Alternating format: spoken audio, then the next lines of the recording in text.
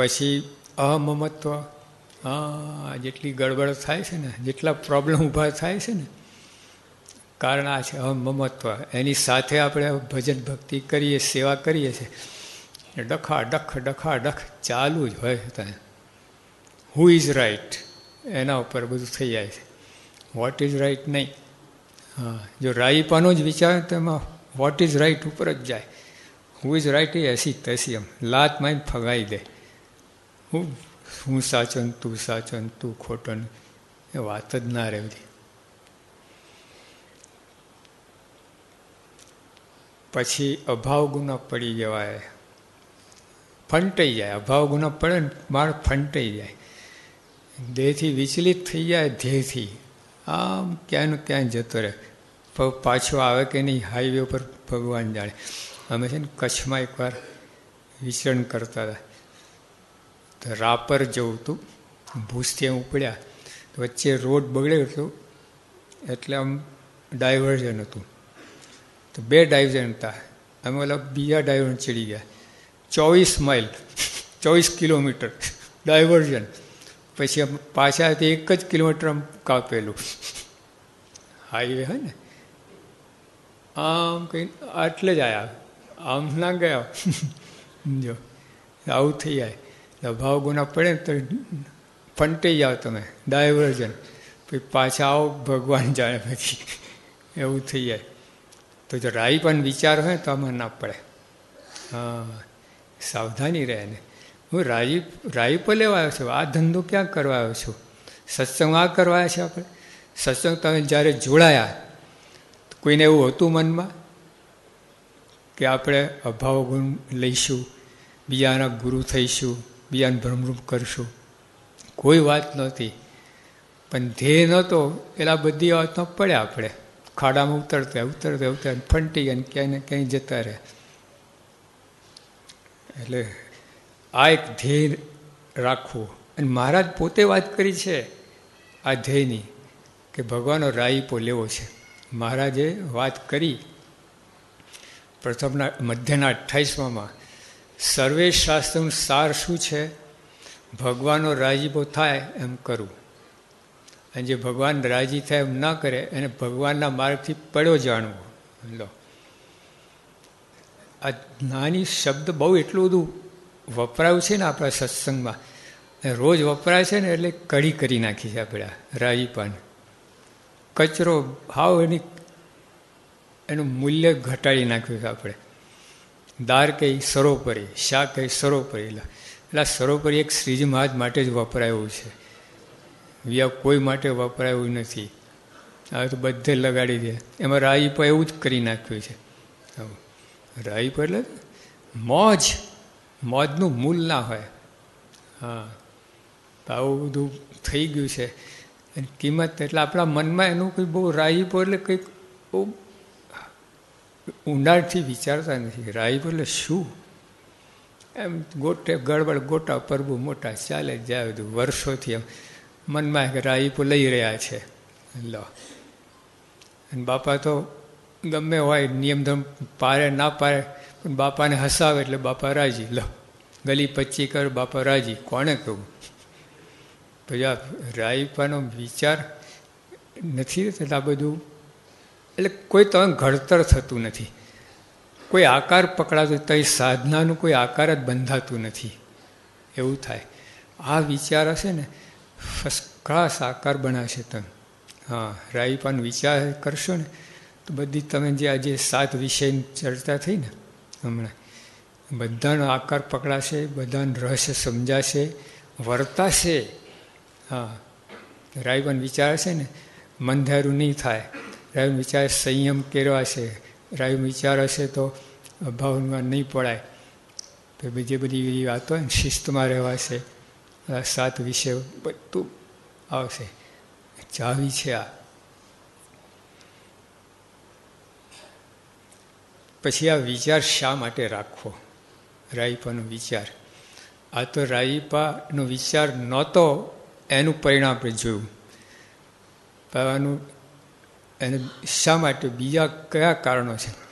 તો જેમ આપણે જીવવા માટે જેમ ઓક્સિજનની જરૂર છે, એટલે આ સત્સંગમાં રાઈપાની એટલી જ જરૂર છે. ઓક્સિજન છે દેહ માટે છે, રાઈ પછી આત્મા માટે છે. આ બે છે. જો આ વિચાર આટલો, અને હમણાં બધા દ્રષ્ટાંત આપણે જોયા. નથી લાગતું તમને? સ્પષ્ટ દેખાય છે કે રાઈવન વિચાર શા માટે કરવો? ચોખ્ખું દેખાય છે. રાઈવન વિચાર વિના બધું ગોટાળો વરી ગયો આ બધા ધુરંધરાને. હા, પછી બીજું કે આ જો વાત સમજાય ને, રાઈપાનો વિચાર કરે ને, જળબે સલાટ સલામતી, સિક્યોરિટી, દેશકાળ લાગે જ નહીં તમને. રાઈપન વિચાર માટે કરતા. હા, રાઈપન વિચાર જેટલી સ્પષ્ટતા, જેટલી દ્રઢતા એ જાણવું પડે, સમજવું પડે. જો એમાં કાર્ય પ્રતિબદ્ધતાઓ ઊભી થાય આ વિચારથી. જો આપણા ગુરુઓ બધી આ જ કર્યું છે, એમના જીવનમાં બીજું કાંઈ તને દેખાશે જ નહીં. આપણા ગુરુ પરંપરામાં રાજીપા માટે આખી જિંદગી એમને એ જ કહ્યું છે. એ એક જ સૂત્ર રાખ્યું છે, રાજીપો થાય છે બસ એ જ.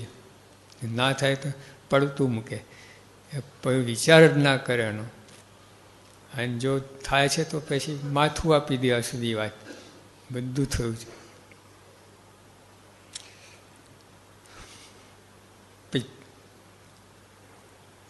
એમાં પછી જો રાઈ પણ વિચાર ના હોય ને, કચવાતે મને કદાચ તમે સેવા કરો, મન ધારું ના કરો, ગુરુ પણ કચવાતે મને કરવાના તમે બોલો. જો વિચાર નહીં હોય ને, યોગી આપા બે જણને ઓલા ભેગા કહીને સમાધાન કરાવતા હતા. મારા બંને જબરા હતા. 3 કલાક લીધું પણ કંઈ પત્તો જ ના પડે. આમ સમાધાન વૃત્તિ એના ઉપર આવે જ નહીં. પછી માંડ આવ્યા 3 કલાક. ત્યાં તો 200 હરિભક્તો બિચારા બહાર એમને જતા રહ્યા, બાપાને દર્શન કર્યા વિના. અમદાવાદની વાત છે. પછી બાપા કહે તમે સામસામ દંડવટ કરી લો. પછી દંડવટ કરતા એક શું કહે, તને કોણ દંડવટ કરે? હા તો બાપા કહે છે એટલે કરું છું.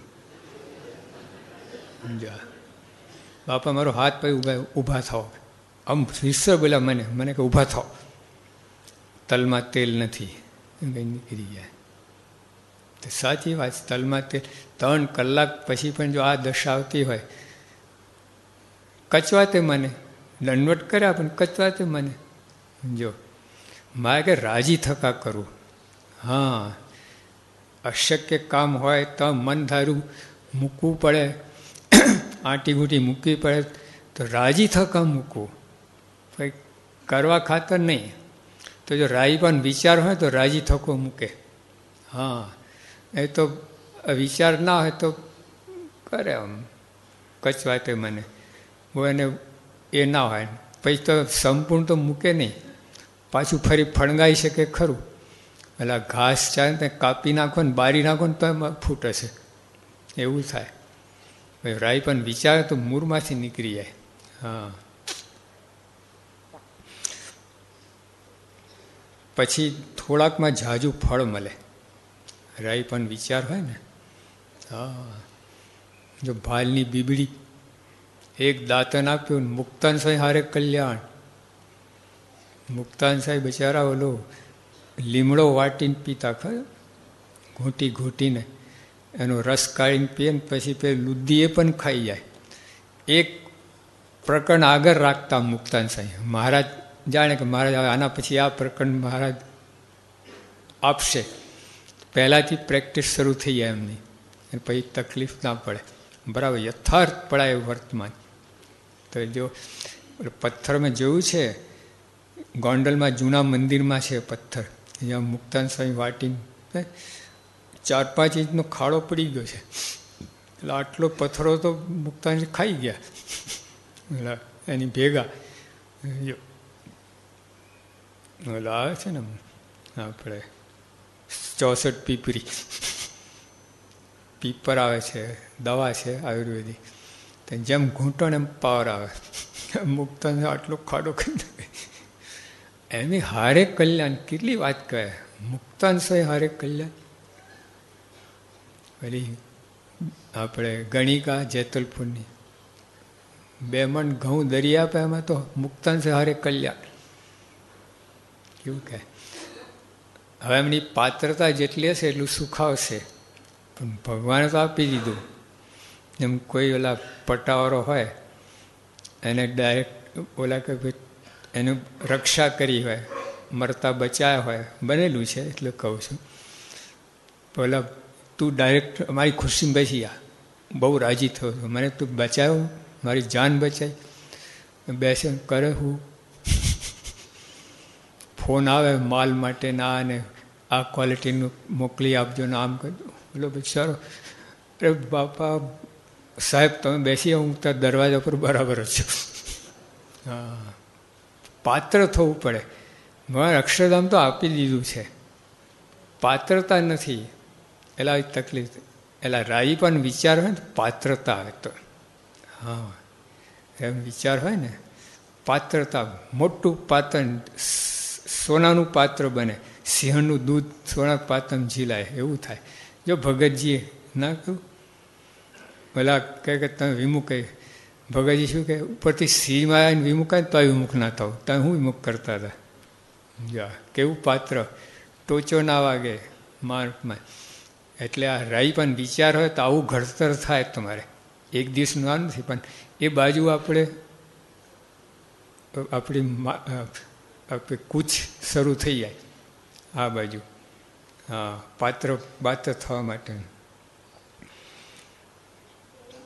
પછી ઓલો મુલ્લો નમાજ પડતો હતો, ગુણાધન સ્વામી પધરાઈને ફરતા તો હાર ઉતાર્યા જ નહીં અમને એકવાર, બસ 25 હાર ગળામાં આમ આટલું છાતી ભરાઈ ગઈ હતી. સ્વામીને કે ઓલો મુલ્લો નમાજ પડતો ખુશ થઈ ગયો, અરે અરે સ્વામી એને કહો બાવા ક્યાં બના હે. ગુણાધન છે કે એને બાંગ પકડીને મટી ગઈ. જરાકમાં કેટલું ફળ. રાજી થયો, ખાલી રાજી કર્યા નથી, મુલ્લો ખાલી રાજી થયો સ્વામીને જોઈને, એમાં સ્વામી રાજી થઈ ગયા. લો પછી નટનંદન, ઓળખો છો નટનંદન? ઓલો નટનો છોકરો હતો ને, ગુણાચા આગળ દાવ પેચ બતાવે ને સ્વામી કહેલા શું કરે છે, બસ તમને રાજી કરું, તારે જે જોઈએ માગ, મારે કાંઈ જોઈતું તમે રાજી થાઓ. હવે એની આવી બુદ્ધિ ક્યાંથી આવી, વિચાર કરો. આપણે ગુણાચા કહે તો રાજી થાય, કહ્યું શું જોઈએ છે, 25નું લિસ્ટ હોય, આખું લિસ્ટ 25 આઈટમનું. સ્વામી આ બોલે કે નહીં તમે રાજી થાવ એટલું જ, મારે બીજું કાંઈ પૈસા કાંઈ જોઈતું નથી. કેવું છે તો એટલે સ્વામી કહું શું કહું, ઠેઠ પ્રકૃતિ પૃથ્વી નાચવાનું મટી ગયું, ઠેઠ માયા પાર થઈ ગયા, કોઈની તાકાત નહીં રોકી શકે. લો જરાકમાં આટલું ફળ મળી ગયું. બોલો મોર ટહુક્યો, સ્વામીની નજર 5 ફૂટથી વધારે જતી નહીં. હા જો તો ખુશ થઈ ગયા સ્વામી, અને દ્રષ્ટિ પડી ગઈ. પેલું મારી ભડાકા થયું નહીં. બોલો મારી કે પારધીને તું ગમેલા ભડાકાઈ તો આ નહીં મરે, આ ગુણાની દ્રષ્ટિ પડી ગઈ છે. તો આજે મોર છે ને રાષ્ટ્ર પક્ષી છે, કોઈ મારે તો 1000 રૂપિયા દંડ થાય. જો રાજીપો ત્યાંથી ચાલુ જ છે, 1000 વર્ષ સુધી રહેવાનું હતું. પછી બાઉદીન લાકડાના ભારા તપાડ્યા સ્વામીને, એમાં તો દીવાન થઈ ગયા. દીવાન એટલું નહીં, સ્વામીને ભૂલા નથી એ. હા, મોટી વાત તો એ છે. એ તો આપણને કંઈ થાય ને પછી ભૂલી જઈએ, ભૂલા નથી. રોજ યાદ કરીને કચેરી જતા. પછી માવ મૂસા સામેથી સ્વામીએ દર કાઢ્યું.